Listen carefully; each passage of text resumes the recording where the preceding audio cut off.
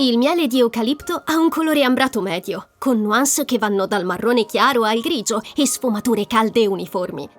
La consistenza è compatta, con cristalli fini, e risulta densa e cremosa. Al naso l'odore è intenso e caratteristico di caramella mou, funghi secchi, sottobosco e un leggero sentore di liquirizia. Ha un profumo deciso, ma elegante. Il sapore è particolare e complesso, piuttosto forte e intenso.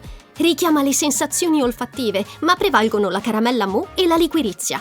La dolcezza è moderata e la persistenza è lunga. Ideale nei risotti, perfetto con pecorini e altri formaggi saporiti, ottimo per marinare carni bianche o pesce e per dare personalità a zuppe, bevande calde e colazioni nutrienti. Consigliato per le tisane balsamiche.